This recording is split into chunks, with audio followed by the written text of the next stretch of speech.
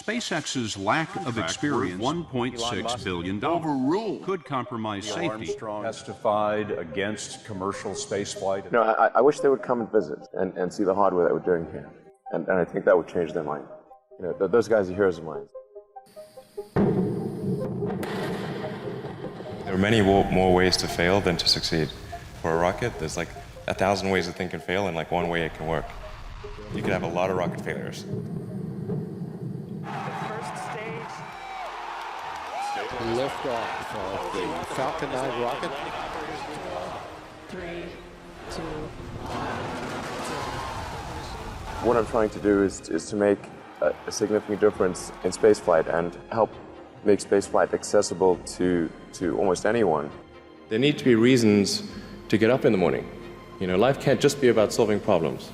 Otherwise, what's the point? It's got to be things that people find inspiring and make life worth living. If somebody is doing something that is useful to the rest of society, I think that's a good thing. Like, it doesn't have to change the world. Like, if you're doing something that has high value to people, I think that's fine. Like, stuff doesn't need to change the world just to be good. Depending upon how well you want to do, and particularly if you're starting a company, you need to work super hard. And I mean, if you do simple math, you say like, okay, if somebody else is working 50 hours and you're working 100, you'll get twice as much done in the course of a year as the other company. I am somewhat impulsive, and I don't really want to try to adhere to some CEO template. A natural human tendency is wishful thinking. A challenge for entrepreneurs is to say, well, what's the difference between really believing in your ideals and sticking to them versus pursuing some unrealistic dream? That is a really difficult thing to tell. Can you tell the difference between those two things? I think certainly being focused on something that you're confident will have high value to someone else, and just being really rigorous in making that assessment.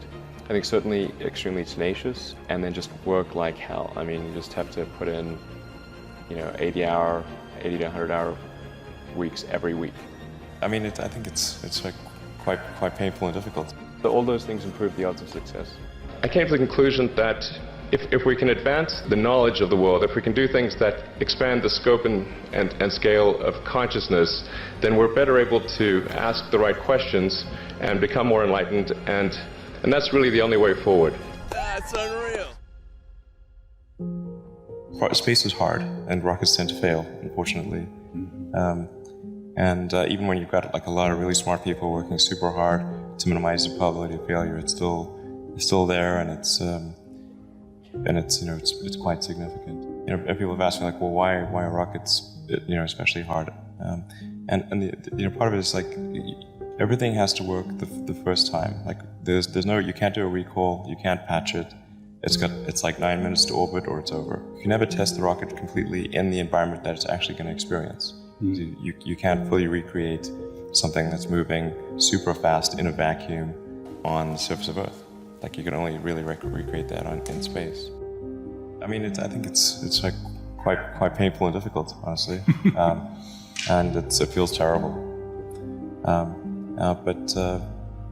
mean, the company's sort of looking to me to rally them, and I do. But I honestly feel super bad. So what does super hard mean? Well, when my brother and I were starting our first company, instead of getting an apartment, we just rented a small office and we slept on the couch. And we showered at the YMCA, and we're so hot up we had just one computer. So the website was up during the day, and I was coding at night. 7 days a week, all the time. If other people are putting in 40-hour work weeks and you're putting in 100-hour work weeks, then even if you're doing the same thing, you know that you will achieve in 4 months what it takes them a year to achieve. When I was young, I didn't really know what I was going to do when I got older. People kept asking me, but then eventually I thought that the idea of inventing things would be really cool. And the reason I thought that was because I read a quote from Arthur C. Clarke, which said that a sufficiently advanced technology is indistinguishable from magic. And that's really true.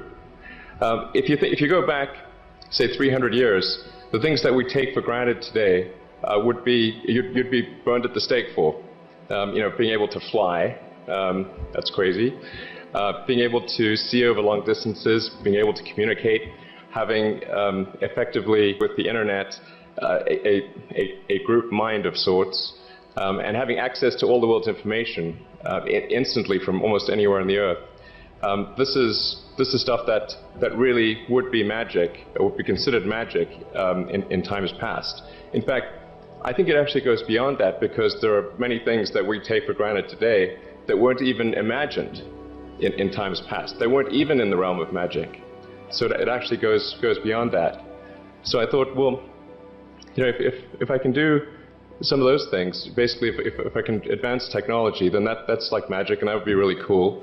And I was at sort of a slight existential crisis, because I was trying to figure out what does it all mean? Like, what's the purpose of things? And I came to the conclusion that if we can advance the knowledge of the world, if we can do things that expand the scope and scale of consciousness, then we're better able to ask the right questions and become more enlightened, and that's really the only way forward. For any given company, just can keep thinking about, are these efforts that people are expending, are they resulting in a better product or service? And if they're not, stop those efforts. And then the final thing is don't just follow the trend. You may have heard me say that it's good to think in terms of the physics approach or first principles, which is, rather than reasoning by analogy, you boil things down to the most fundamental truths you can imagine, and you reason up from there. And this is a good way to figure out if something really makes sense, or if it's just what everybody else is doing. It's hard to think that way. You can't think that way about everything. It takes a lot of effort. But if you're trying to do something new, it's the best way to think. And that framework was developed by physicists to figure out counterintuitive things, like quantum mechanics. So it's really a powerful method. I think that the final thing I would encourage you to do is, now is the time to take risk. You don't have, you don't have kids. Your obligation. Well, sorry. Probably don't have kids.